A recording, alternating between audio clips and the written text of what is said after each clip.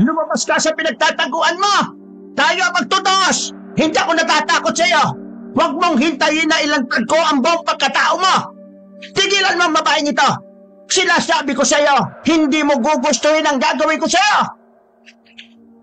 Maririnig sa buong kabahayan ang pag-iyak ng isang babae hanggang inalo ito ng ina. Pinatawag siya para gamutin ang buntis na anak ng isang taga roon. Pagtapak pa lang niya sa bakura ng mga ito, ay batid na niya agad na kampon ng kadiliman ang kanyang kalaban. Maya-maya pa, nilapitan na niya ang babaeng namimilipit sa sakit ng tiyan. May dugong umaagos sa maselang bahagi ng katawan nito. Binigyan niya agad ito ng karampatang lunas. Naramdaman pa niya ang pag-alis ng nilalang na yon. Nakahinga naman siya na maluwag. Tinyak niya na munang maayos na ang lagay ng buntis bago umuwi sa kanilang bahay. Ano? Kumusta ang lagay ni Nenita? Maayos na ang lagay niya. Tumigil na ang pagdurugo niya. Iniwan kong natutulog. Ilang gabi na palang balisa dahil inaaswang. Kung hindi pa dinugo hindi pa malalaman ng mga magulang ang nangyayari. Sinabihan ko si Susan na magsunog ng gulong tuwing hapon. Kung may bestida ka kong itim o kahit tela, basta itim, balutin ka ko yung tiyan ng anak niya. Sino kaya ang umaaswang sa batang yon? Nakilala mo ba? Tinanong ko kung sino pa ang nakakasalamuhan ng anak nila. Sabi ni Susan, yung balai lang daw niya. Dumalaw kasi sa kanila noong isang araw. Nagtala daw ng mga gulay sa kanila. Hindi ba taga kabilang baryo ang balai niyang yon? Ay, ewan ko ba? Iba ang kutob ko. Binanggit pa lang ang pangalan ng balai niyang yun. Tingin mo siya ang umaswang kay Nenita? Maaari. Tsaka yung asawa ni Nenita kanina, hindi makatingin sa akin ng diretsyo Iba ang kutob ko sa lalaking yon. Ang sinisilihan tuwing nasa malapit ako. Kung tama nga ang hinala mo, tsak na mag-iingat na sila sa mga kilos nila. Baka hindi rin alam ni Nenita kung ano ang pagkatao ng asawa niya. Malamang nga.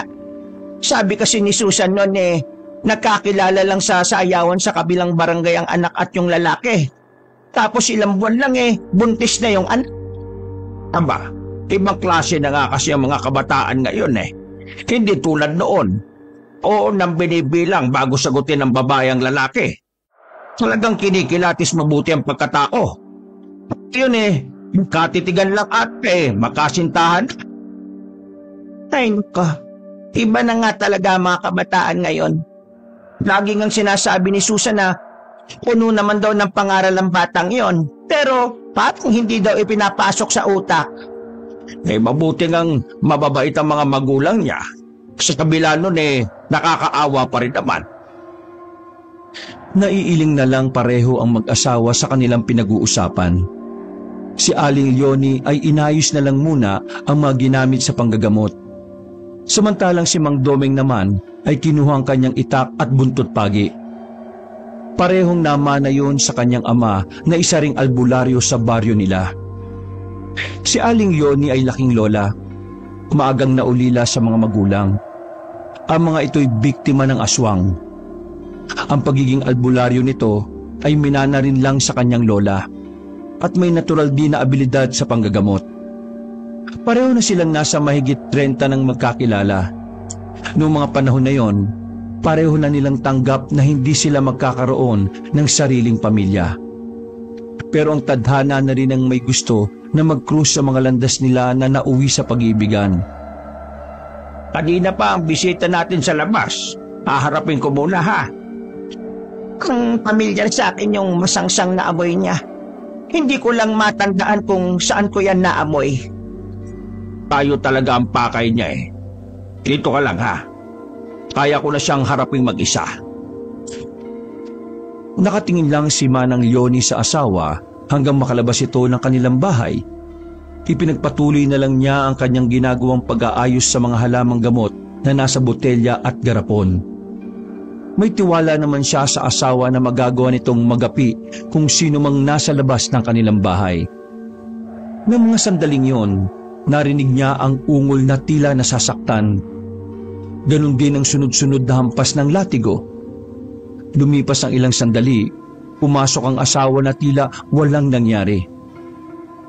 Nakatakas siya, pero nagawa ko siyang sugatan ng malalim.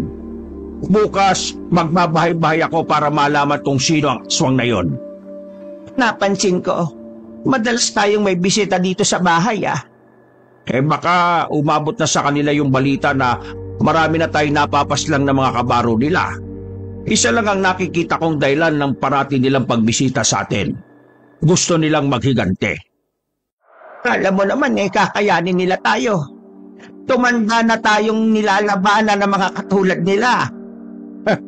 Puso ang iba sa kanila Kaya mag-iingat pa rin tayo.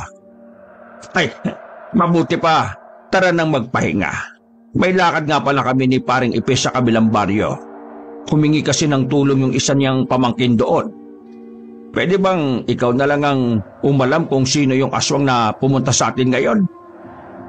Sige. Punang bahala sa kanya kung sino man siya. Gusto mo bang sumama pa ako sa iyo sa kabilang baryo?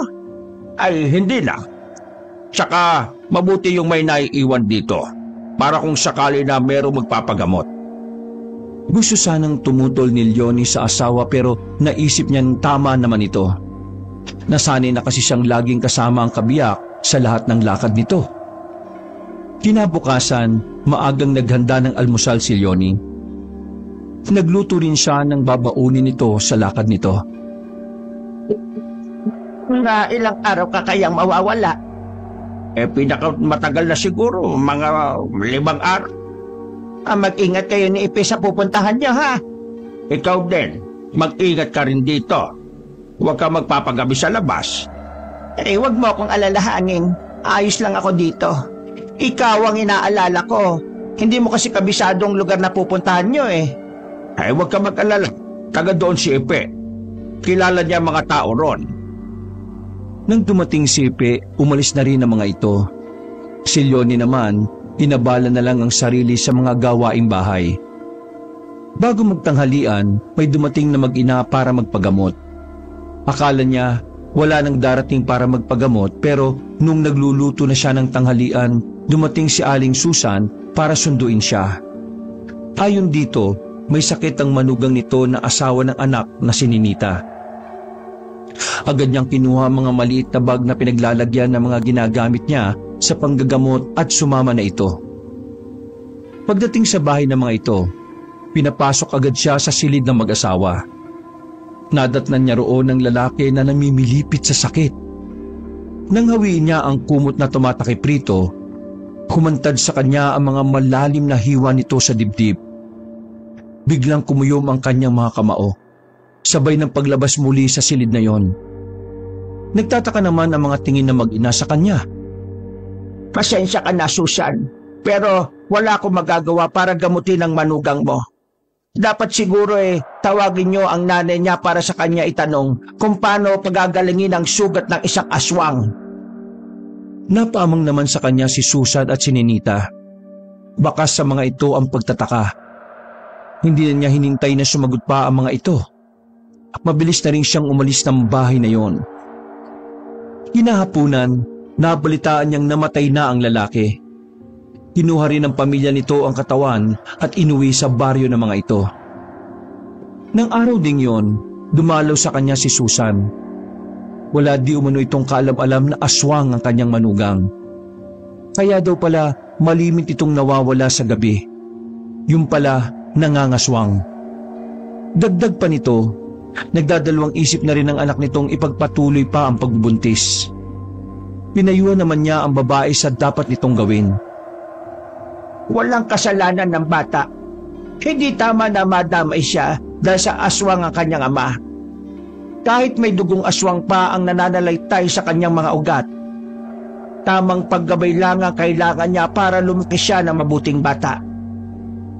Nang umalis na si Susan, napaisip naman siya bigla kung tama ba yung mga sinabi niya rito.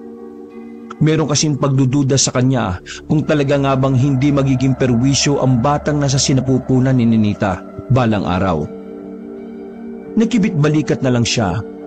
Saka na lang niya po problemahin kapag dumating na ang araw na yon. Samantala, nakarating na ang dalawa sa bahay ng pamangkin ni Ipe. Sinalubong agad sila nito na nagmano pa sa kanila. Salamat po at nakarating kayo ng matiwasay sa baryo namin. Salamat din po, Mang Domeng. Sumama kayo kay Chong. Hindi ko maaaring tanggihan ang lahat ng humihingi ng tulong sa akin. Ano pa ang problema na hindi masabi-sabi ni Ipe sa akin? Gusto daw niyang sa'yo mismo manggaling eh. Sa loob na lang po ng bahay ko sasabihin. Pumasok na po tayo sa loob. Baka po may makakita sa inyo rito eh. Mahirap na. Baka makarating pa sa mga yon. Nang pumunta pa lang sila sa baryo na yon, napansin na ni Domeng ang kakaibang bigat ng paligid na kanilang dinadaanan. Para bang may mabigat na puwersa na hindi nakikita ang nararamdaman niya. Makailang beses din silang may nakasalubong na itim na ibon. Para sa kanya, isa yung babala. Noon niya napagtanto, hindi basta-basta ang madadatnan niya sa baryong pupuntahan. Pagkapasok sa loob ng bahay, kapansin-pansin ang mga nakaharang na tabla sa bawat bintana. Tila ba iniiwasan nila ang pagpasok ng mabangis na hayop na galing sa labas. Nagkalat rin ang iba't ibang pangontra laban sa aswang. May isang grupo po kasi ng mga tao ang dumayo dito sa amin. Nung una, namimigay lang sila ng mga pagkain sa mga bahay-bahay, maging mga gamot para sa mga may sakit. Tingin ko, hinuhuli lang nila ang loob ng mga taga rito. Hanggang isang araw, nawawala na po yung ibang mga bata dito sa aming lugar. Para silang mga bula na bigla na lang naglaho. Naisip nyo na baka mga aswang yung dumudukot sa mga bata? Wala na po akong ibang naiisip eh. Yung iba, hindi naniniwala sa amin ni tatay. Gumagawa lang daw kami ng kwento. Kahit nga ang kapitan namin gusto na nilang palisin sa pwesto dahil sa pakikialam daw di umano nito. Ano kayo nang gusto mong gawin ko? Hindi kaya mapag-initan din ako, lalo't wala pa tayong ebidensya. Nabanggit po kasi kayong mag-asawa ni Chong kay tatay na magaling daw na mga albularyo. Hindi lang daw kayo magaling na manggagamot, pati daw ang pumuksa ng mga aswang. Tulungan niyo naman po ang mga kababaryo ko. Sige, tutulungan ko kayo. Poobserbahan ko muna mga kilos nila. Ba sila naglalagi? Sa isang kubo po, malapit sa may palayan. 20 minutos po ang lakaran papunta doon. Pupuntahan at kukumprontahin ko kagad sila. Ngayon pa lang po labis na ako nagpapasalamat. Kami po ng buong pamilya ko. Pinagandaan naman sila ng asawa ni Jopet ng makakain. Nakilala rin ni Domeng ang mga magulang nito at mga kapatid. Mga ilang kaanak na kapitbahay lang nila. Sinabi rin ng mga ito ang kanilang mga pangamba. Habang kumakain, marami pang tinanong si Domeng kay Jopet. Ilan sa mga yon, nakumpirma na mga aswang nga ang mga dayo na nasa baryo na yon. Ama ang ginawa nyo na paglalagay ng mga pangontra sa loob ng bahay nyo. Malaking tulong din yan, lalo't puro mga bata ang naririto. Sinabi lang po yan ni tatay na sinabi naman sa kanya ni Chong. Ay, oo nga po. Bakit nga hindi niyo po kasama ang asawa niyo? Kailangan din kasi siya sa baryo namin. Minsan kasi may biglaan na lang na may sumusulpot sa bahay para magpagamot. Kaya hindi ko na siya isinama. May anak po ba kayo? Wala kaming naging anak. Siguro dahil pareho na kaming may edad nung magsama kami. Ayos din naman, masaya naman ang aming pagsasama kahit hindi na kami biniyayaan ng supling. Bihira lang po akong makakilala ng parehong mag-asawang albularyo Ay teka, maiba nga pala ako. Pwede mo ba akong samahan sa palayan kung saan naroon ang mga sinasabi mong mga aswang? Oo, sasamahan ko po kayo. Mamaya na po ba? Turo mo lang sa akin kung nasaan sila at pwede mo na akong iwan. Sigurado po kayo? Oo naman. Ayokong madamay ka kung sakaling may gawin silang marahas na hakbang. Baka po kailangan nyo rin ng tulong. Hihintayin ko na lang po kayo. Wag na, iho. Kaya ko na to.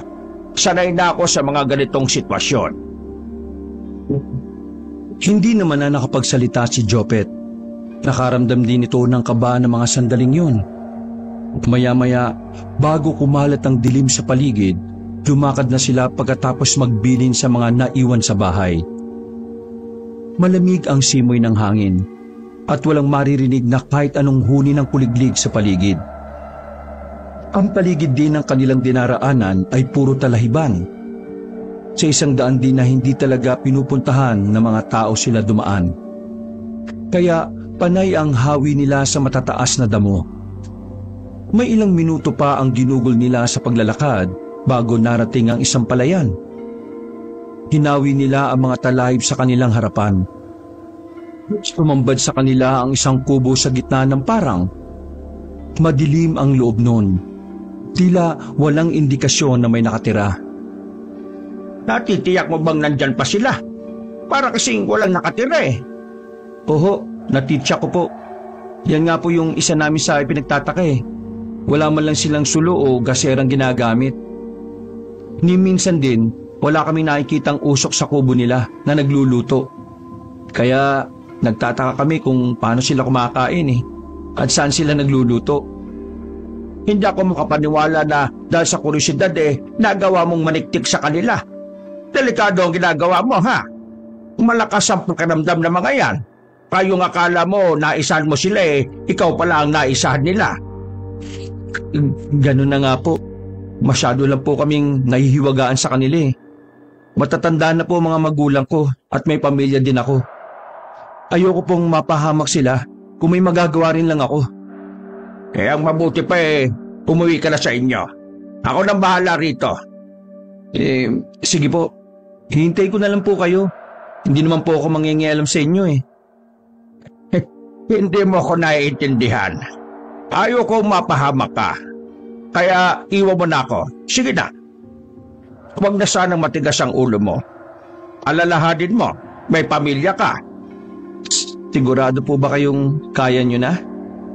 Pan, sige na, buwi ka na. Aandap-andap naman ang kalooban ni Jopet na humakbang paatras. Ayaw sana niyang iwan ito pero alam niyang magiging sagaba lang siya doon. Nang mapag-isa, humakbang papalapit sa may kubo si Domeng.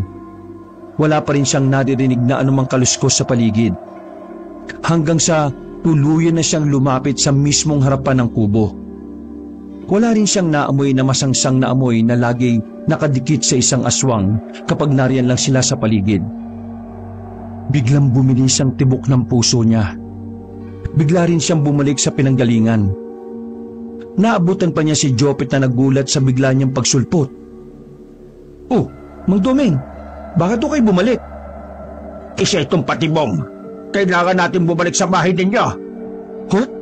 Bakit niyo po nasabi yan?" "Pamaya ka na magtanong. Sana mabilis ang daan pauwi sa inyo." "Dito po. Tara, sumunod po kayo sa akin." Nauna nang naglakad si Jopet. Sa ibang direksyon sila dumaan. Mas masukal nga lang sa kanilang dinadaanan. Nagkasugat-sugat na rin ang mga mukha nila at katawan dahil sa mga dawang na dinadaanan nila. Kulang na lang din ay lumipat sila para makauwi na agad sa bahay. Lumipas ang nakakainip na sandali. Dumating din sila sa bahay. Ngunit ganun na lang ang panghihilakbot nila sa nadatnan. Butas ang ilang bahagi ng dingding ng bahay. Lumabas pa ang isang dambuhalang aso na may mapupulang mga mata. Kagat-kagat nito sa leeg ang nag-iisang anak ni Jopet. Kumahagulgol ng iyak ang lalaki habang sinisigaw nito ang pangalan ng anak. "Libaw ka! Nung ginuhay mo siya! Patayin kita!" Lalapit sa kanya. "Jopet!" Hindi na napigilan ni Doming ang lalaki sa pagsugod nito sa aswang. Inilabas naman niya ang kanyang buntot pagi. Bago pa niya madaluhan si Jopet, isang aswang ang biglang dumamba sa kanya na naging dahilan para matumba siya sa lupa. Nagpambuno sila nito hanggang makakuha siya ng tiyempo. Makailang ulit niya itong hinampas ng hawak na buntot pagi.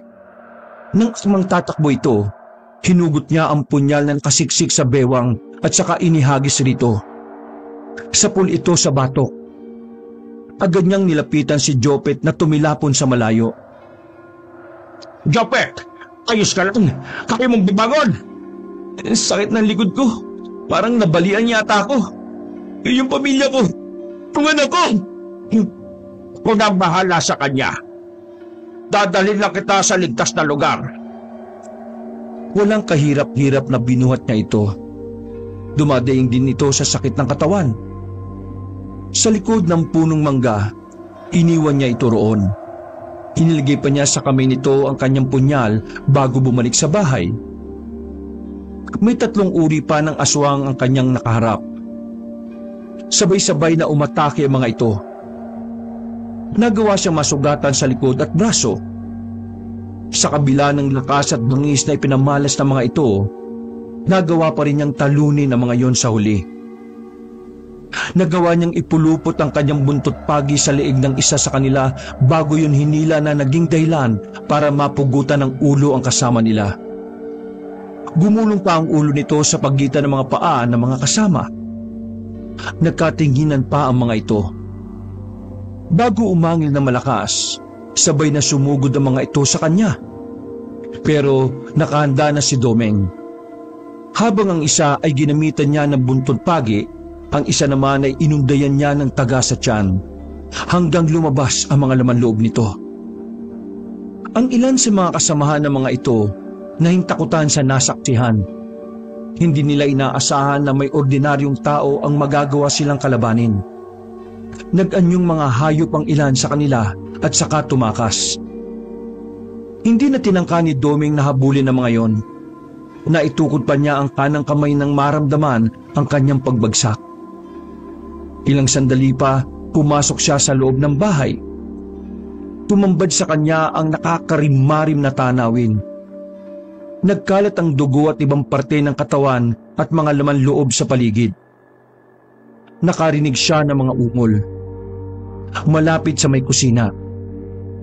Naroon si Ipe na may hawak pang gulok sa kamay. Sa likod nito, ang 2 matanda. Marahil pinoprotektahan nito ang mga ito. Puno ng sugat ang katawan nito at may malalim na sugat sa bandang dibdib.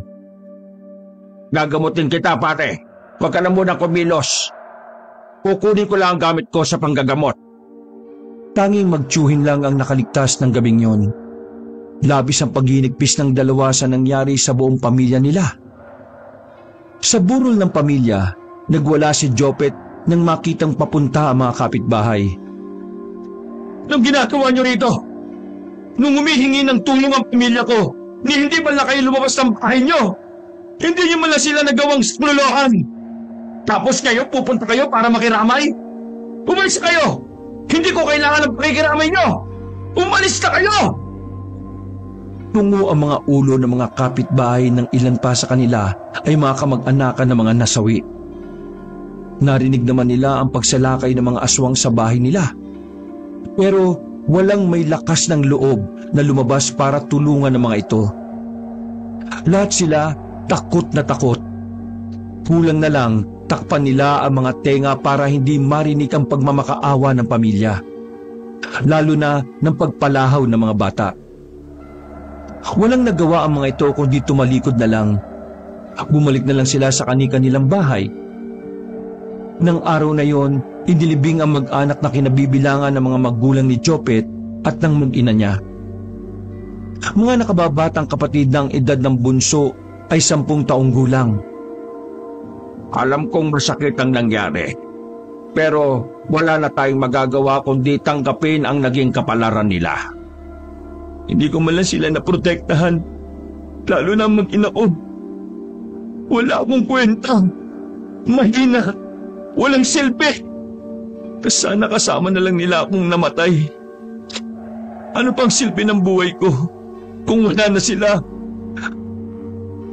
Huwag mong sisihin ang sarili mo. Hindi mo kagustuhan ang nangyari sa kanila. Magpakatatag ka higit ngayon. May dahilan kung bakit ka nakaligtas ng gabing yon. Nakaligtas ako para habang buhay magdusa sa pagkawala ng buong pamilya ko. Yun na lang ang magiging papel ko sa mundong ito.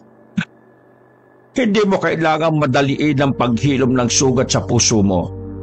Hayaan mong panahon ang gumawa noon. Hindi umimik si Jopet. Napahagulgul lang ito ng malakas. Niyakap pa nito ang krus na kahoy kung saan nakahimlay ang kanyang mag-ina. Hinayaan na lamang ni Doming ang lalaki na magluksa sa harapan ng mga puntod na mga mahal nito sa buhay. Dinausap naman niya si Ipe na iniinda pa rin ang mga sugat na natamo nito. Hindi pa rin makakilos na maayos ang lalaki. Nagpaiwan na lang ito sa bahay. Sobrang naawa ko kay Jopet. Baka kung ano na ang gawin niya.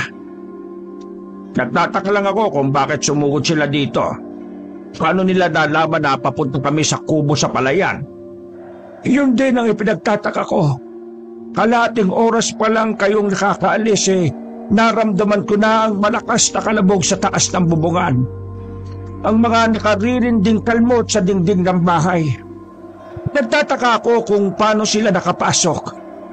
Nang tingnan ko mga pangontra, wala mga yon sa bintana at pinto. Hindi ko alam kung sinong nagtanggal. Napabilis na mga pangyayari. Yung mga bata agad ang pinunteriya nila. Wala akong magawa. Sobrang lalakas nila. Akala ko nga'y katapusan ko na rin. Isang himala na nakaligtas ako. Pero bakit kaya ang bahay lang na to ang sinalakay nila? Bakit hindi ang ibang kabahayan? Hindi ko alam. Hindi kaya alam nila na ang tanging mga nakatira dito ang mga naniniwala sa kanila? Posible rin. Baka alam rin nila na nandito ako. Naramdaman nila ang presensya ko. Kung hindi kaya ako pumunta rito sasalakay kaya sila sa bahay na ito. Wala kang kasalanan. Kaya ka nga nandito para tumulong. Ayos lang ba kung maiwan muna kita rito? Bakit? Saan ka pupunta? Sa kubo sa may palayan. Hindi na ako nakapaghintay na muli silang makaharap. Gusto ko na silang pagbayarin sa mga ginawa nila. Nag-iingat ka. Tsak na inaabangan ka na rin nila. Babalik rin ko kaagad. Hintay mo na si Jopet. Baka pauwi na rin yon. Sinabihan ko rin siya na huwag siyang magpapagabi sa labas. Bago umalis, tiniyak muna ni Doming na ligtas ang kaibigan kung sakaling hindi agad siya makabalik. Nilagyan niya rin ng mga pangontra ang buong bahay. Tiniyak niyang hindi yung basta-basta matatanggal.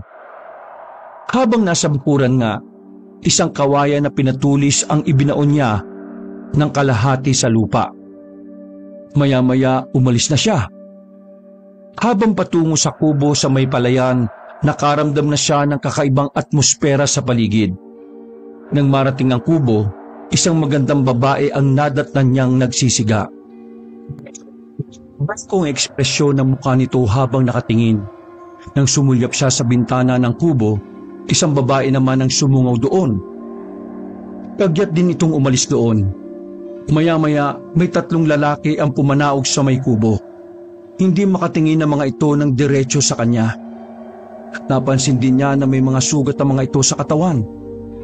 May bahid pa ng dugo ang telang nakabalot sa braso nito. Binibigyan ko lang kayo hanggang ngayong araw para lisanin ang baryo na to. Walang kapatawaran ang ginawa ng mga kasama nyo sa pamilyang yon. Hindi ko idadamay ang iba sa inyo. Maliban sa iyo na may sugat.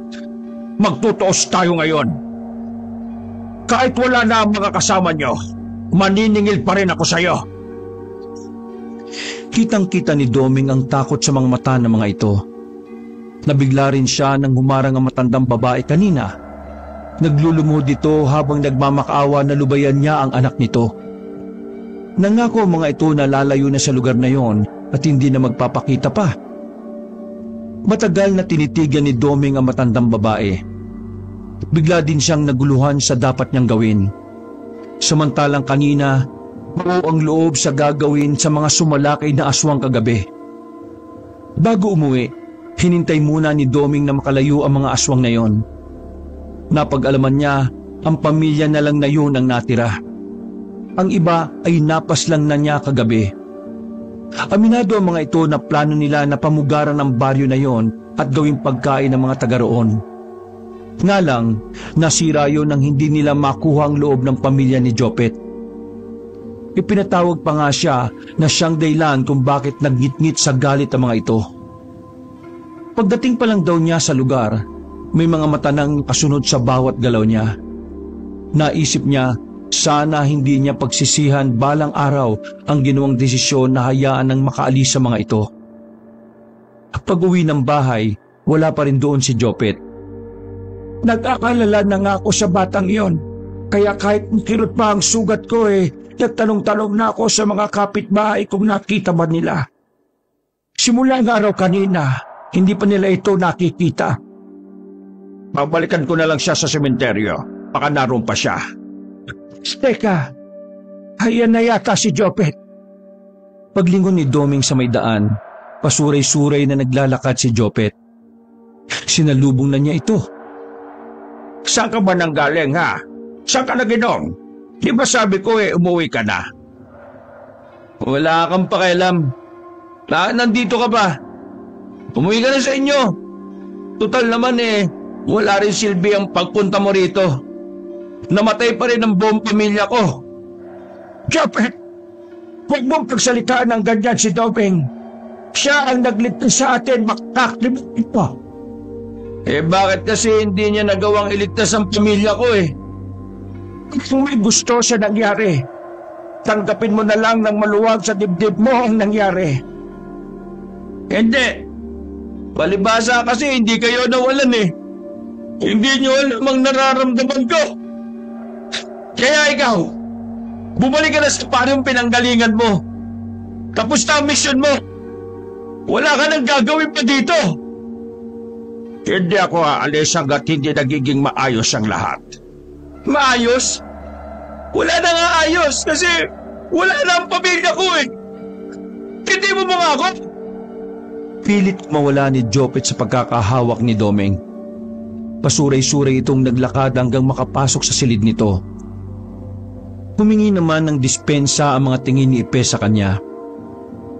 Unang humihingi ng dispensa sa ginawa ng pamangking ko sa iyo. Hindi niya alam ang mga binitiwan niyang salita.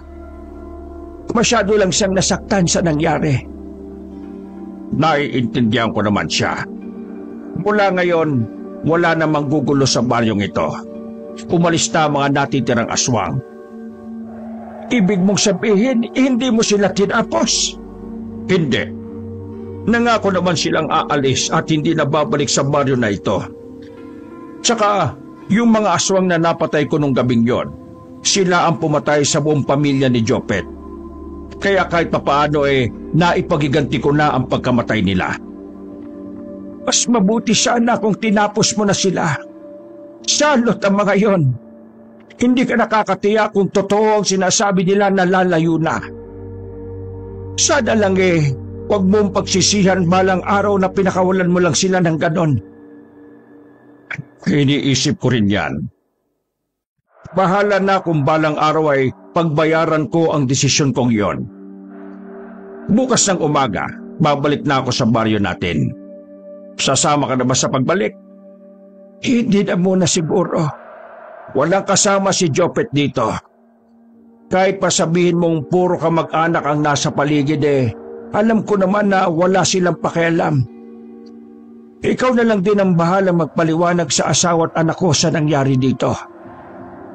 Kinabukasan, nilisan na ni Doming ang baryo. Kay Ipe lang siya nakapagpaalam dahil tulog pa ng mga oras na yon si Jopet. Dumaan muna siya sa bahay ni Ipe para sabihin sa asawa nito ang nangyari. Labis naman nabigla ang ginang at anak nito. Nag-alala rin ng mga ito sa kaligtasan ng lalaki. Sinabi na lang niya na wala ng aswang sa baryo na yon, kaya hindi na kailangan mag-alala pa kay Ipe. Nang makauwi naman ng kanilang bahay, masaya siyang sinalubong ng asawang si Leonie. Buti naman nakauwi ka na. Halos 1 linggo kang nawala.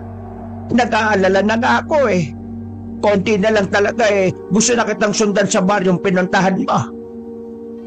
Ay, kung alam mo lang ang nangyari. Hindi ba naging maayos ang pagpunta mo doon? Muling bumuntong hininga si Domeng. Inakbayan pa nito ang asawa habang papasok sila ng bahay nila. Kinuwento niya ang buong pangyayari hanggang sa naging desisyon niya na hayaan na lang na makalayo ang mga aswang na yon. Ano? Hinayaan mo lang ng ganun lang. Halos ubusin nila ang isang pamilya. Tapos hinayaan mo lang. Ano ka ba naman, Domeng? Yung mga napatay ko naman yun talaga ang may kagagawan sa pagkamatay ng pamilya ni Jopet. Kita! Sakin pa rin nila yon. Kung bumalik sila, balikan ka. Sige nga, hindi ka ba nag-iisip, ha? Traitor ng mga yon. Hindi mo sila pwedeng asahan na tutupad sa napagkasundan ninyo. Akong harapin ng konsekwensya ng ginawa ko. Paano kung ibang tao ang balikan nila? Kung ibang tao ang bayad? Huwag ka nga mag-isip ng ganyan. Posibilidad lang yung sinasabi ko. Ikaw talaga, ang lambot kasi ng puso mo minsan Dapat nilulugar mo rin. Tama ka. Mali ako. Dapat tinapos ko na lang sila. Pasensya na hindi ako nag-isip talaga nung oras na yon. Ipanalangin na lang sana natin na wala nang masamang mangyari sa baryo na yon. Hindi na nakipagtalo pa si Domeng sa asawa para hindi na humaba ang usapan.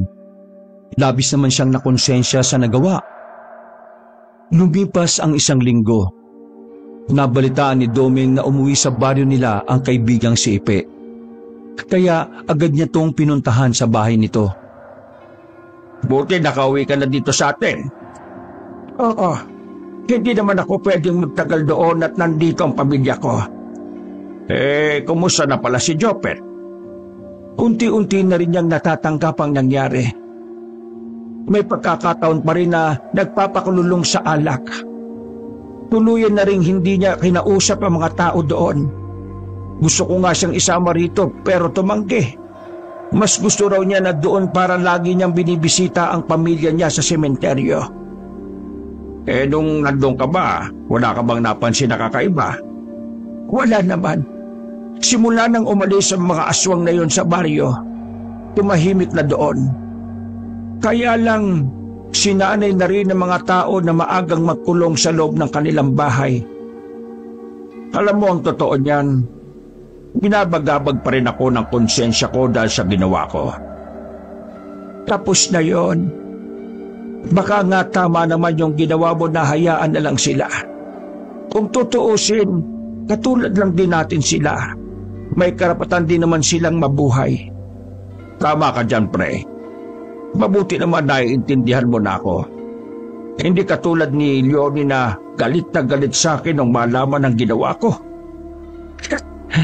Mas matigas kasi ang puso noon kaysa sa iyo Sinabi mo pa. Nalaman ko nga yung ginawa niya doon sa asawa ni Nenita. Hindi niya talaga ginamit. Nabanggit nga yan ng asawa ko. Napansin ko lang para yatang nag-uumpisa na namang dumami ang mga aswang ngayon. Iba ang kutob ko sa nangyayari. Napansin ko nga rin yan Pinagmamasdan ko nga tuwing gabi ang buwan sa langit. Wala naman ako nakikitang pagbabago. Baka sadyang dumadami na lang sila ngayon. Mabuti na nga lang dito sa baryo na to kayo nakarating mag-asawa. Hindi na natatakot ang mga residente dito. Tahimik naman ang baryo natin, maliban sa nangyari kay Ninita. Oo nga pala, ayos na ba mga sugat mo? Oo, tuyo na nga ang iba Itong malapit na lang sa puso ko ang medyo masakit pa rin kapag nabibigla ako ng kilos. Mabisa talaga yung mga halamang gamot mo. Mabuti naman at magaling na mga sugat mo. O paano? Uwi na muna ako. Gusto lang kitang kumustahin. Kapag magaling na ako pwede na tayong tumagay ng alak. Meron ako diyang lambanog. Sige ba? Kapag talagang magaling ka na. Nang makauwi sa kanila, wala pa ang asawa. Nagpaalam itong meron lang gagamutin na bata. Naisipan niya munang mag-orasyon sa paligid ng bahay nila. pantaboy din sa masasamang elemento na umaali-aligid sa paligid. Nang matapos, balak na sana niyang umuwi sa loob ng bahay nang mapukaw ang atensyon niya ng isang itim na ibon na nakadapo sa sanga ng puno. Batid niyang isa yung babala sa kanila. Maya-maya, lumipad na yun palayo. Nawaglit na rin sa isip niya ang tungkol sa ibon nang marinig ang pagdating ng asawa. Dinulutan niya ito ng isang tasa ng kape. Kumusta yung batang ginamot mo? Ayos naman siya. Sa tingin ko, hindi naman siya tinatao gaya ng sabi ng mga magulang. Ano pala nangyari sa bata? Ay, sa tagal ko nang nanggagamot. Ngayon lang ako nakaengkwentro ng ganito. Alam mo yung bata? Parang nakikita niya ang mangyayari sa hinaharap. Kanina nga hinawakan niya ang kamay ko. Sinabi niya, kailangan nating mag-ingat dahil marami daw ang gusto tayong pabagsakin. Natukoy pa nga niya na isa ka ring albularyo. Talaga? Kung ganun espesyal pala ang batang yon. Kinausap ko na nga lang ang bata na ingatan ang abilidad niyang iyon. Hindi lahat kako naiintindihan ng kakaiba niyang kakayahan. Sinabi ba niya na maaring manganib ang buhay natin pagdating ng araw? Hindi niya yon sinabi. Basta mag-iingat daw tayo. Alam mo ba kanina, meron akong nakita na itim na ibon. Batid mo naman na kapag nagpapakita sa akin ang ibon na yun isa yung babala. Sa tingin mo, may kinalaman kaya ang naglipa ng aswang? Siguro, sila lang naman ang madalas nating makaharap kumpara sa ibang mga elemento. Noong gabing yon, parehong tamilmil sa pagkain ang mag-asawa. Pareho kasi nilang iniisip ang mangyayari sa kanila sa mga susunod na araw. Hanggang sa paghiga ay pareho pa ring mulat ang kanilang mga mata. Iniisip mo ba yung tungkol sa mga sinabi ng bata? Oo. Nakakaramdam ka rin ba ng pagod? Oo naman. Hindi na tayo bumabata Pakiramdam ko nga, kung hindi dito sa tangan kong mutya, matagal na akong nakabaon sa lupa. Ito na lang ang nagpapalakas sa akin. Nagtataka lang naman ako kung kailan naman kasi tayo umidad na ng ganito. Siyang sigasig naman ng mga aswang na maglipa na.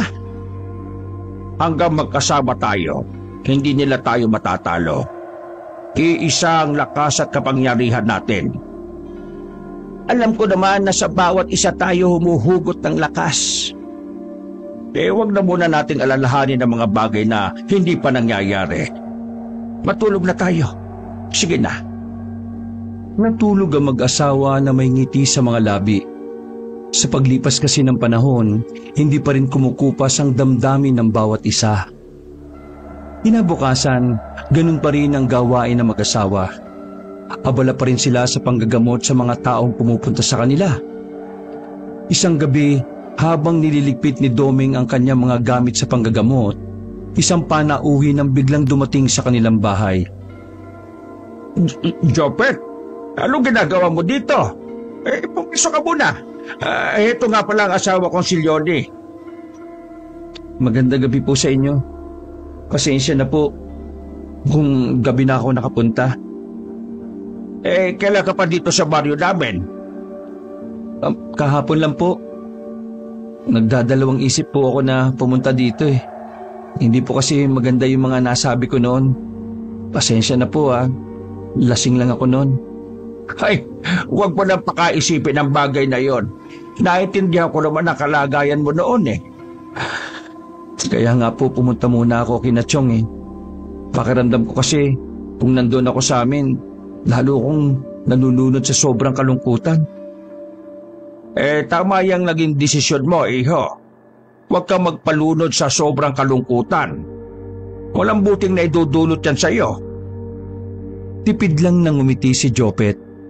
Hindi na rin ito nagtagal pa sa kanilang bahay. Yun lang daw ang sadya nito sa kanila. Kita pa rin sa mukha nito ang pagdadalamhati at pangungulila. Napansin din ni Doming ang mabilis na pagbagsak ng katawan nito. Ang bata pa niya para mawalan ng mag-ina. Sinabi mo pa, buong pamilya niya ang nawala sa kanya sa isang iglap. Alam ko mahirap ang pinagdaraanan niya, pero nakikita ko sa aura niya na matatag siya, kayang lampasan ang kalungkutan na umaalipin sa kanya ngayon.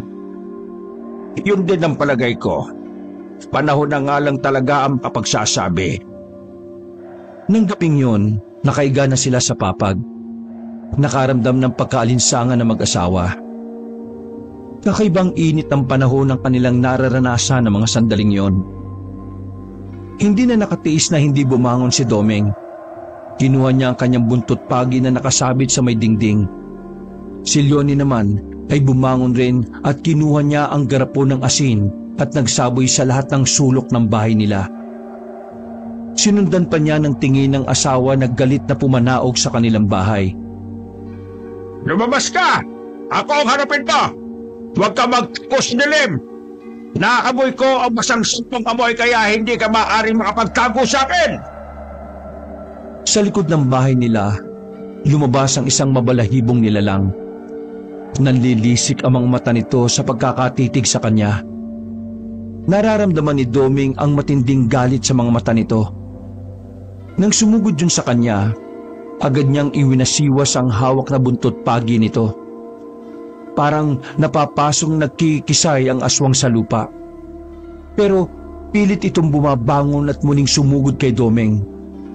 Makailang beses niya itong hinataw hanggang sa hindi na gumagalaw. At nang lalapitan niya ito, nang biglang nagpalit ng anyo ito. Naging pusang itim ito at tumakbo palayo. Akmang hahabulin niya ito nang pigilan siya ni Leonie. Hayaan mo na siya. Kilala ko kung sino siya. Alam ko kung saan siya makikita. Kilala mo? Sino ba siya? Ang palain ni Susan. Nandito siya para gumante. Ipaubaya mo na siya sa akin. Kung ang bahala. Kinabukasan din, pinuntahan ni Leonie ang balai ni Susan na sa kabilang baryo nakatira.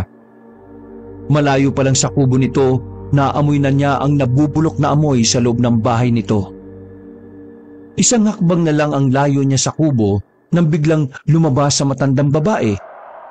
Matalim ang titig nito sa kanya habang nakakuyom ang kamao. Nandito ko para makipag-usap ng mahinahon sa iyo. Kung hindi mo kami titigilan, hindi lang yan ang aabutin mo sa amin. Alam mong wala kang laban. Pangkaraniwan ka lang na aswang. Hindi mo taglay ang lakas ng iba mong kauri. Hindi naman nakahuma ang matandang babae. Lingid rito, gumawa ng guhit si Leonie sa lupa.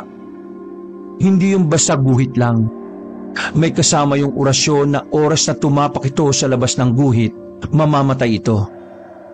Nang tumalikod, may gumuhit ng ngiti sa kanyang mga labi.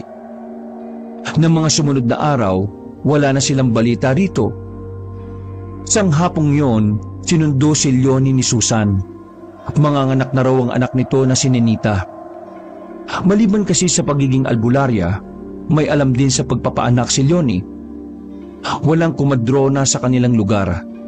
Kaya naman tuwing may manganganak, siya na rin ang ipinatatawag. Kinuha lang niya ang mga gamit at sumama na siya kay Susan. Pagdating sa bahay, namimilipit na sa sakit ang babae. Naliligo na rin ito sa pawis. Maganda kayo ng mainit na tubig. Ihanda nyo rin ang iba pang kakailanganin sa panganganak ni Nenita. Hindi maganda ito. Hindi pa naman niya kabuwanan. Sumunod naman si Susan sa sinabi niya. Pinalabas na rin ito ang ibang nasa silid ng babae.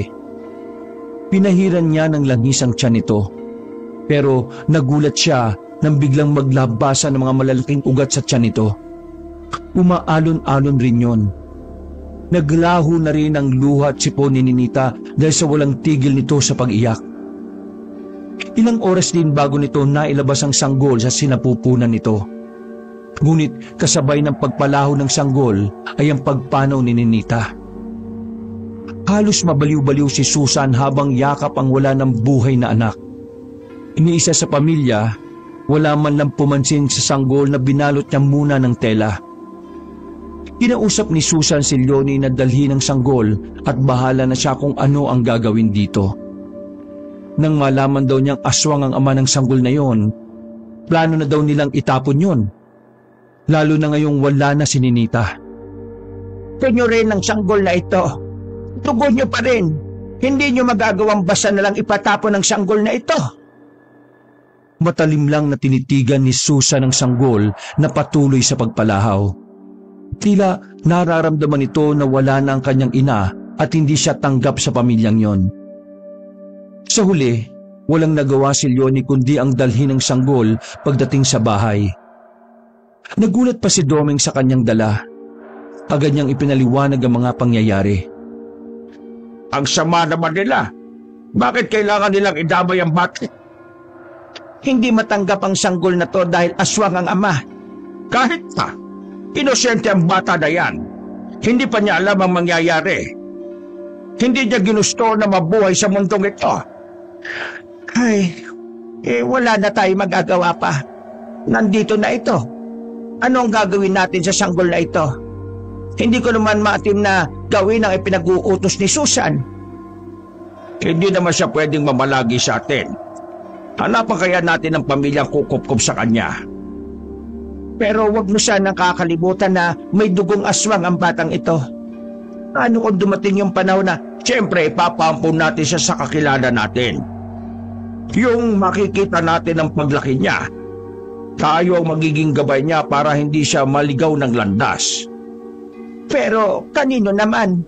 May kakilala ka bang pwedeng umampun sa batang ito? Sa ngayon wala pa. Pero may isang tao akong naiisip. Pansamantala munang inalagaan ng mag-asawa ang sanggol hanggat hindi pa sila nakakahanap ng maaaring mag-alaga. Isang umagang yon, habang karga ni Leonie ang sanggol at pinapatulog nang dumating si Jopet. Baka sa mukha nito ang gulat na may makitang sanggol sa bahay nila. Kanino po yung sanggol na yan? Apo niyo po ba?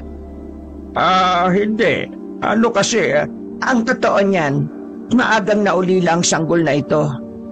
Naghahanap nga kami ng bagong pamilyang kukupkup sa kanya eh. Alam mo naman na matanda na kami pareho ni Doming. Hindi na namin kaya mag-alaga ng ganitong sanggol. Ganun po ba? Pwede po ba patingin ng sanggol? Ano ka naman? Lalaki ang sanggol na ito. 1 linggo pa lang siya sa amin. Sobrang liit niya. Kawawa naman pala siya, no? Maagang naulila. Pareho pala kami ng naging kapalaran. Baka gusto mong ampunin. Ho? Papaampon niyo po sa akin? Sigurado po kayo? Oo naman. Tingin ko sa iyo kapapalaki mo ang batang to na maayos. Pareho kasi ang naging kapalaran nyo ng sanggol na ito eh. Kung wala pong maghahabol gusto ko pong ampunin ng sanggol na yan. Ay huwag ka mag-alala. Wala ng pamilya ang sanggol na ito. Iyong-iyo na siya. Naku, maraming salamat po. Huwag po kayo mag-alala. Mamahalin at aalagaan ko ang sanggol na to na parang tunay kong anak. Baka sa mukha ni Jopet ang saya ng mga sandaling yon. Hiniliheli pa niya ang sanggol na nasa kanyang braso. Nagkatinginan naman ang mag-asawa bago ibinalik ang tingin kay Jopet at sa sanggol. Nang araw na yon, inuwi na ni Jopet ang sanggol na anak ni Ninita. Walang kamalay-malay ang lalaki na may dugong aswang ang bata na siyang labis niyang kinasusuklaman. Sa isip niya, balang araw matutulungan siya ng sanggol na yon na maipagiganti ang buong pamilya. Nag-aalala ako sa sanggol. Tama kaya na kay Jopet natin ibinigay? Alam natin na kinasusuklaman niya ang mga aswang. Paano kung malaman niya na may dugong aswang ang nananalaytay sa ugat ng sanggol na yon? Wala ka nang magagawa pa. Nasa kanya na ang bata. Isa pa, naniniwala ko na magiging mabuti siyang ama rito. Tanging siya lang ang naiisip ko na pwede nating pagbigyan ng sanggol na yon. Sana lang tama ang naging desisyon natin. Sana lang din huwag magbago ang isip ni Susan na bawiin ang apo. Sa tingin ko, hindi na. Balita ko balak nang umuwi ng probinsyang mag-anak. para daw makapagbagong buhay sila. Gusto na raw nilang kalimutan ang malagim na pangyayari sa kanila sa baryong ito. Maganda na rin siguro yon. Pero ano pa kaya magiging kapalaran ng sanggol na yon? Wag na muna nating isipin ang bagay na yan. Ang mahalaga, nasolusyonan na natin ang problema kung kanino ipapaampo ng sanggol. Minsan, bala kong dalawin ng sanggol para makamusta man lang. Habang nag-uusap nga ang mag-asawa, ay biglang dumating naman si Ipe. May dala itong mga gulay na sariling pananim nito. Pasensya na kung ngayon lang ako nakadalaw ha. Pinasikaso ko muna kasi itong mga pananim ko. Napabayaan ko na eh. Eto, dinalhan ko kayo. Ay, salamat sa mga ito. Kumusta na mga sugat mo? Galing na. Hindi na kumikirot. Peklat na lang ang naiwan. Magkape na muna kayo, Ipe. Ay, salamat naman yun eh. Paano? Maiwan ko na muna kayo. May gagawin lang ako sa may kusina. Ay, ano nga pala ang balita sa baryong pinuntahan natin? Itong isang araw nga dumalaw dyan yung pinsan kong taga roon. Ang sabi, payapa naman daw ang lugar nila kumpara dati na kung sino-sino ang dumadayo. Palibasa kasi nga, liblib na at malayo sa kabiasnan. Pabuti naman kung ganon. Minsan, sumasagi pa rin sa alaala ko ang nangyari sa lugar na yun eh. Nabis nga ang pasasalamat nila sa iyo. Kaya, huwag mo nang dalhin sa dibdib mo yung nangyari na hindi mo natulungan ng pamilya ni Jopet. Ay, oo nga pala, maiba ko. Lalaki kasing yon, nagpagawa ng kubo sa tabi ng bahay ko. Sabi nga dito na nga daw siya titira sa baryo natin. Kanina pagkakita ko may karga-kargang sangkol. Sa inyo daw galing. Totoo ba yun? Oo. Ulila na yung sanggol na yon. Namatay sa panganganak ng nanay. Ayaw naman alagaan ng pamilya ng babae. Kaya ibinigay na lang niya kay Leone. Bahala na daw ang asawa ko sa gusto nitong gawin sa sanggol. Alam mo naman na pareho na kaming matanda ng asawa ko. Kaya di na namin yun maaalagaan. Kaya naisip ko na baka gusto ni Jopet ampunin. Para kahit papaano maibsan ang pangungulila niya sa pamilyang nawala. Matanong ko lang. Iisa lang kasi ang napabalita rito sa atin na namatay sa panganganak. Huwag mong sabihin na anak ni Ninita ang sanggol na yon. Ganun na nga. Pero hindi namin yung sinabi kay Jopet. Tingin kasi namin makakabuti na wala siyang alam. Total, palis na rin ang buong pamilya ni Susan sa baryo natin Teka lang. Lalo akong naguluhan Di ba may kumalat dati na aswang ang asawa ni Ninita kaya nga namatay yon? Di umano na huling nangangaswang? Walang katotohanan ang balitang yon. Katunayan nagamot pa ni Leone yung lalaki. Hindi na nga lang naagapan pa. Ay, ganun pa. O sige, naniniwala na ako sa'yo. Si Leone naman pala ang gumamot sa lalaking yun Chismis lang pala ang balitang yun. Pero bakit ayaw alagaan ni Susan ang sanggol?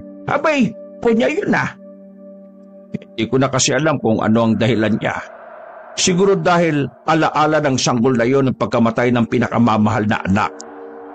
Nahirapan kasing ipanganak yun ni Ninita dapat ngay alagaan pa nila yun dahil yun na lang ang alaala ni Ninita. Ay, hindi ko saklaw ang pag-iisip nila. Kahit tama tayo, kung yun naman ang gusto nila wala tayong magagawa pa. Ang importante may bago ng pamilya ang sanggol. Tingin ko nga ang sanggol na yun ang magpapabago kay Jopet. Buti nga para matigil na ang paglalasing niya gabi-gabi. Ay nako, pati kami kasi nabubulabog ng ingay niya. Kaya nga pinayagan ko nang magtayo ng kubo sa tabi namin. Huwag ka mag-alala. Ngayong may anak na siya, hindi na yun makakaisip uminom. Tatawa-tawa lang naman si Ipe sa kanya. Hindi na rin nagtagal ang lalaki sa kanilang bahay. Maya-maya, nagpaalam na rin ito. Dadaanan pa daw kasi nito ang asawa at anak sa bahay ng kapatid nito. Tinanaw na lamang niya ang lalaki habang naglalakad palayo. Magdadapit hapon pa lamang ng mga oras na yon, si Leonie naman ang tumabi sa kanya. Narinig ko yung naging usapan niyo.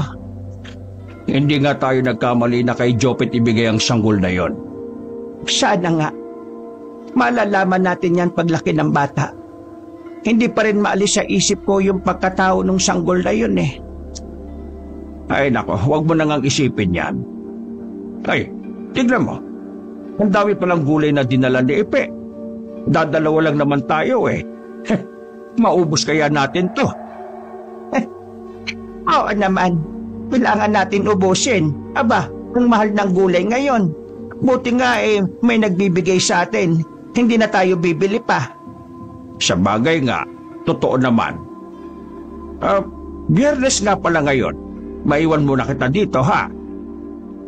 Tumango lang si Leonie sa asawa.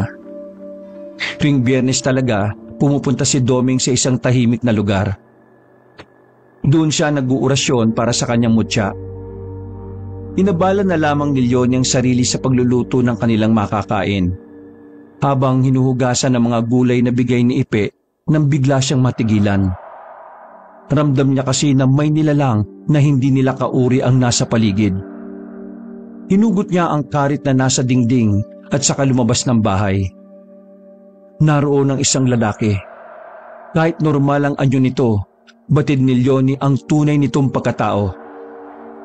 Mali ka yata ng bahay na pinuntahan. Walang buntis dito.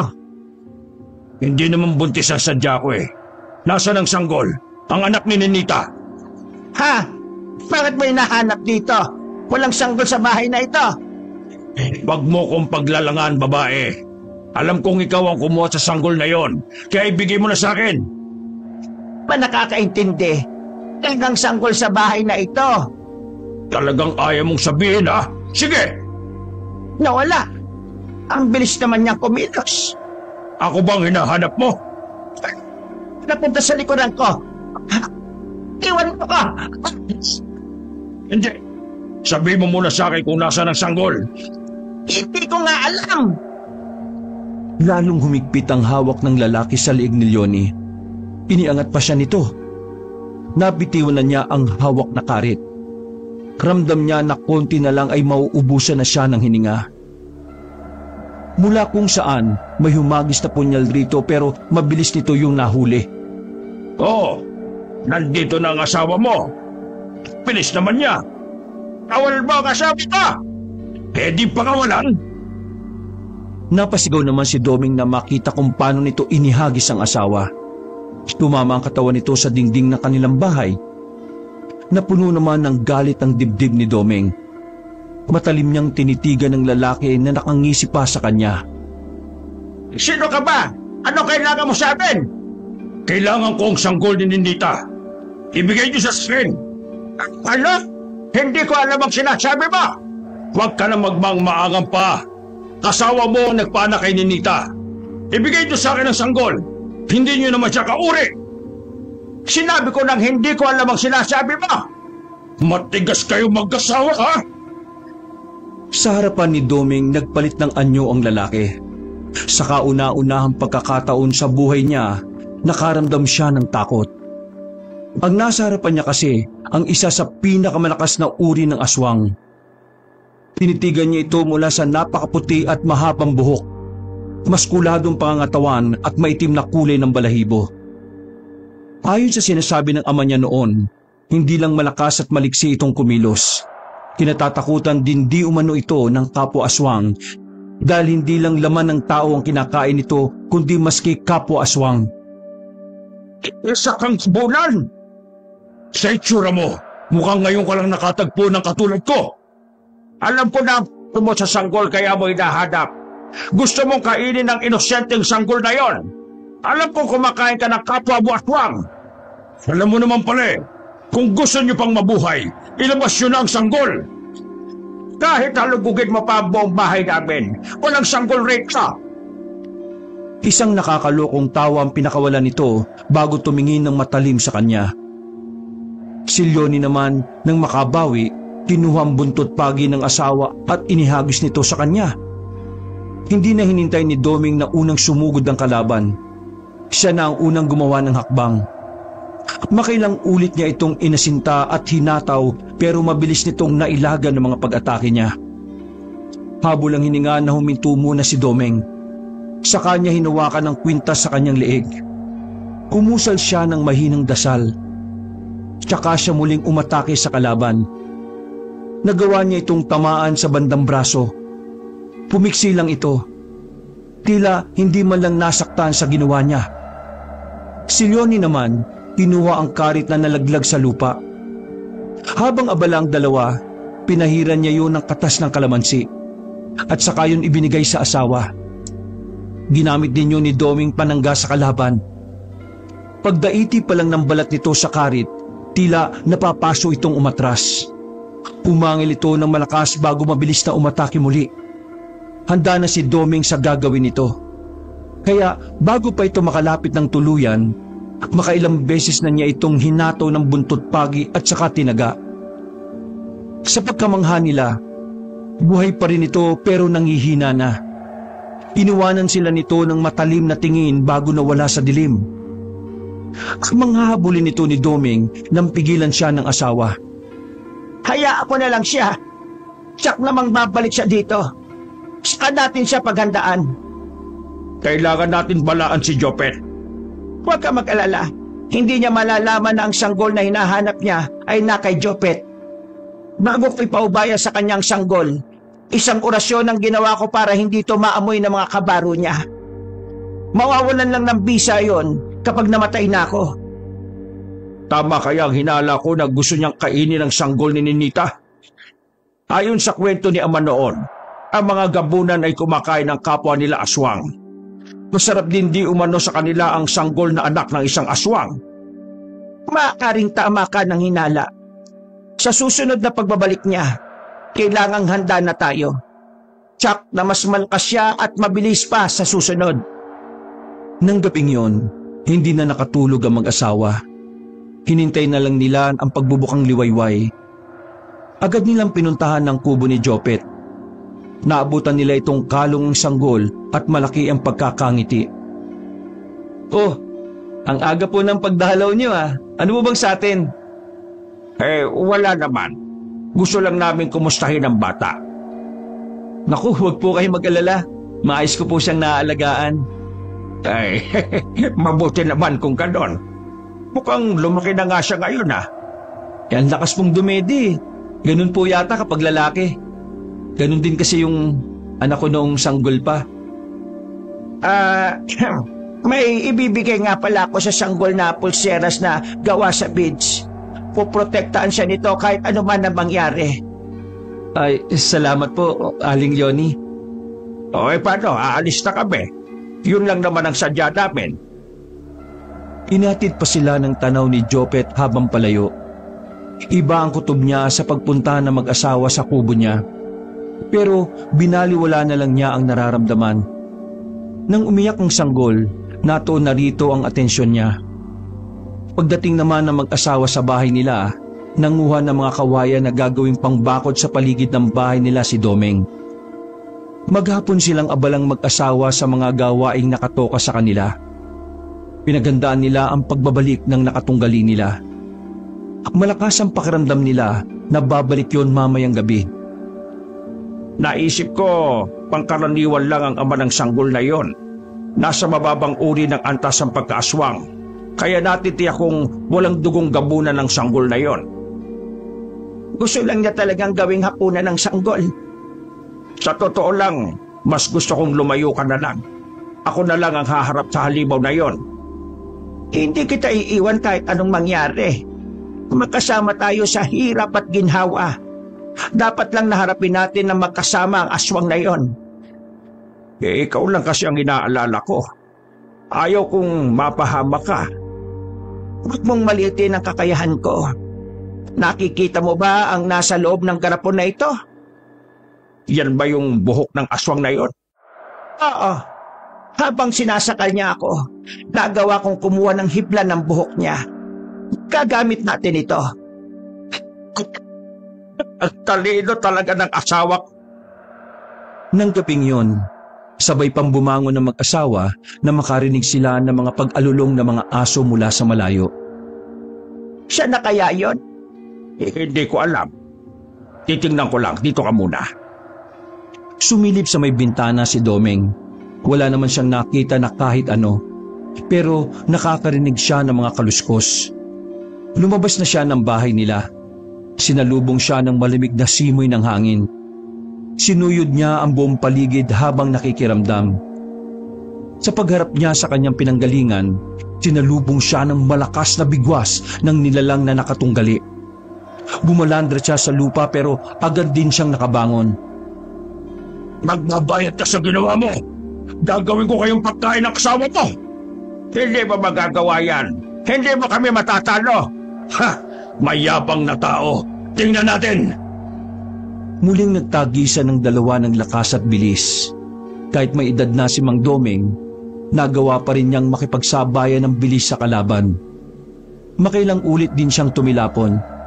Sobrang tigas din ang balat ng kalaban. Ayaw tumalab ng kanyang punyal na gamit niya. Sandaling pumikit si Domeng at umusal ng isang dasal. Kausap niya ang tanga na mutya.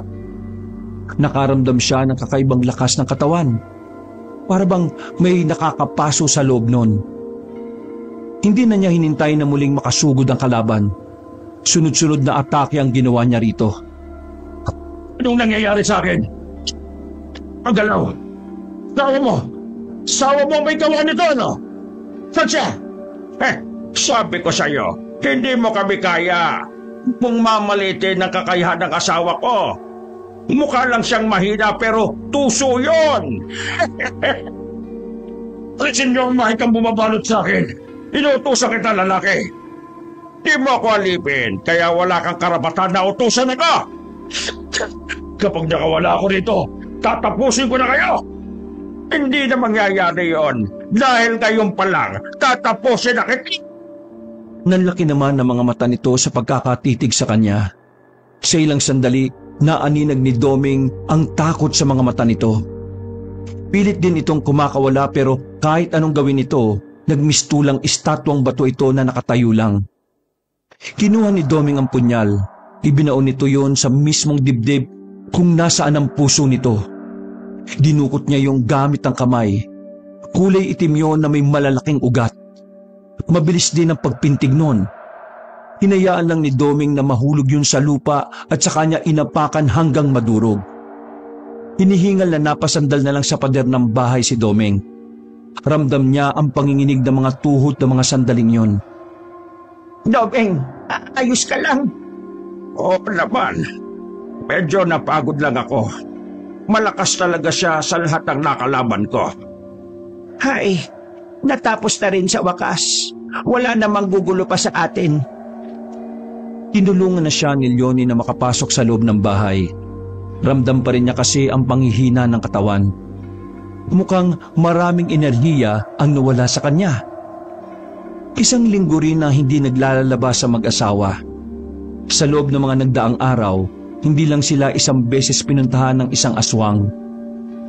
Katulad ng nauna, hinahanap din ng mga ito ang sanggol ni Ninita. Ano kaya ang meron sa sanggol na yon? Anong espesyal sa kanya? Hindi ko alam.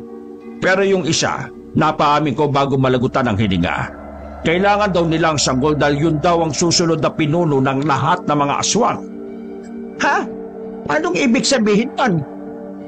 Parang naalala ko sa kwento ni Ama. Kada isang taon daw, merong isisilang na espesyal na sanggol na may kakaibang lakas at kapangyarihan. Kahit daw ang pinakamalakas na aswang na nabubuhay sa mundo, hindi ito magagawang talunin. Yun marahil ang dahilan kung bakit hinahanap ng gabunan na yun ang sanggol. Nais niya itong patayin para hindi matupad ang propesiya. Pero ano naman nilang nalaman na yun na nga ang sanggol na yon? Ay, hindi ko rin alam. Baka may kakayahan talaga silang malaman ang bagay na yon. Kailangan natin puntahan si Jopet. Mabawiin natin sa kanya ang bata. Ngunit pagdating nila sa kubo ni Jopet, wala na doon ang lalaki at ang sanggol. Sinabi ng tiyuhin nilang si Ipe na kahit dito hindi nagpaalam ang lalaki kung saan nagpunta. Pinuntahan nila ang baryo kung saan nakatira si Jopet. Ayon sa mga nakatira doon, matagal lang hindi nagagawi roon ng lalaki simula nang lumipat sa bahay ng tiyuhin. Nanlulumong umuwi na lang ng bahay ang mag-asawa. Saan natin sila hahanapin? Wala na akong maisip na lugar na pwede nilang puntahan. Maliban na lang kung lalayo sila at magbabagong buhay sa ibang lugar. Ano ba kasi ang nasa isip ng lalaking yon? Kaya nga sa kanya ko ibinigay ang sanggol dahil akala ko dito lang sa baryo natin siya titira. Hindi ko akalain na itatakas niya ang bata. Marahil mabuti na rin yon. Kahit papano hindi manganganib ang buhay nila rito. Hindi pa rin sang-ayon si Leonie sa sinabi ng asawa. Hindi niya matanggap na maiisahan sila ni Jopet.